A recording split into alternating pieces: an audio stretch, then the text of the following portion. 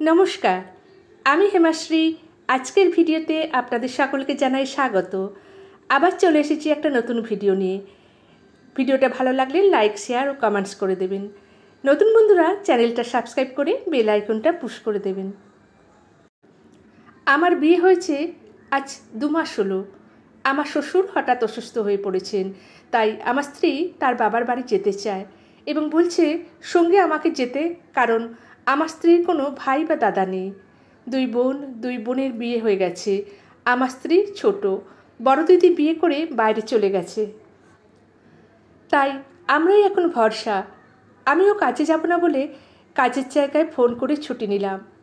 মা আমাকে আড়ালে ডেকে বলল, তুই বৌমাকে ছেড়ে চলে আসবি, কে জানে চিকিৎসা করতে কত টাকা খরচা হবে, তুই থাকলে তোকে দিতে হবে, তাই বলছি চলে আসবি।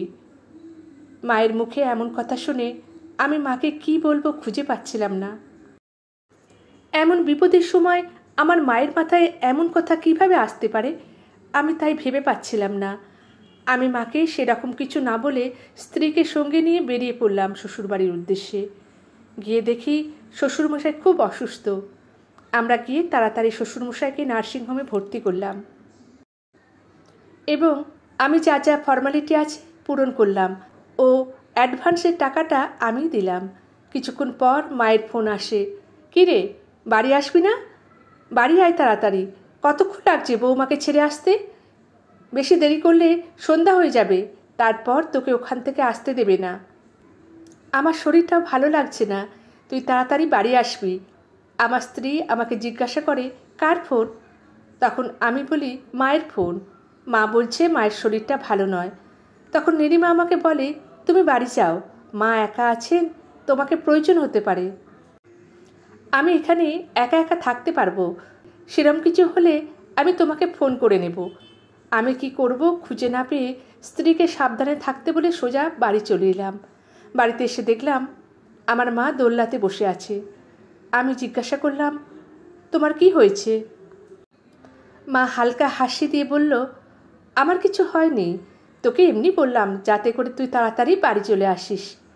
ওখানে থাকা ভালো নয় বাবা, কোথায় কি হয়ে যায় তার উপর নার্সিংহোম, কত রোগী কত রোগ জীবাণু ঘুরে বেড়াচ্ছে, কোথায় কি হয়ে যায় কি জানি বাপু, তোর ভালোর জন্যই বলছি বাবা। তারপর আমার মা আমার শ্বশুরমশাইকে একেবারের জন্য আর দেখতে যেতে দেয়নি। আমি আমার মাকে লুকিয়ে অনলাইনে কিছু টাকা আমার স্ত্রীকে পাঠিয়েছি, আর সেরকম কিছু করতেও পারিনি। আমি দেখতাম আমার মা আমার স্ত্রীকে বা আমার শ্বশুরবাড়ির লোকজনকে সেভাবে ভালো চোখে দেখতে পারত না, কিন্তু কেন তা আমি এখনও জানতে পারিনি। বেশ কিছুদিন পর আমার স্ত্রী বাড়ি আসে। এখন শ্বশুরমশাই অনেকটা সুস্থ। আমার স্ত্রী ঘরে ঢুকতে দেখলাম আমার মা বলল, অনেক দিন তো হলো বাবা মায়ের সেবা, এবার নিজের ঘর সংসারে মন দাও। আমার স্ত্রী মায়ের মুখের উপর কোনো কথা না বলে রুমে চলে যায়, কিন্তু রাতে আমাকে অভিমান করে কথা বলতে ছাড়ে না। আমি যদি মায়ের হয়ে কিছু বলি বউ রেগে যায়, বউয়ের হয়ে কিছু বললে মা রেগে যায়। আমারই হয়েছে যত জ্বালা। কিছুদিন পর আমার মা টানা 15 দিন জ্বরে ভুগে হাসপাতালে ভর্তি হলো, আর এখন মায়ের ভরসা বলতে আমার স্ত্রী। আমার স্ত্রীকে দেখলাম 1 সপ্তাহ মায়ের সঙ্গে হাসপাতালে থেকে মাকে সুস্থ করে বাড়ি নিয়ে এলো। এরপর আস্তে আস্তে দেখলাম আমার মা আমার স্ত্রীকে ভালোবাসতে শুরু করলো। আসলে ঘৃণাকে জয় করতে হলে একমাত্র ভালোবাসা প্রয়োজন, আর আমার স্ত্রী সেটা পেরেছে। কিন্তু আমার শ্বশুরবাড়ির লোকজনকে সেভাবে ভালো চোখে দেখতে পারে না আমার মা। শ্বশুরবাড়ির লোকজনকে দেখলেই কেমন একটা টেরা ব্যাকা কথা বলে, যতই বোঝাই কথা শোনে না। সন্তানেরা ভুল করলে সঠিক পথ মা বাবা দেখায়, কিন্তু মা বাবাই যদি সন্তানকে ভুল পথ দেখায় ভুল করে, তাহলে সন্তানের কি করা উচিত?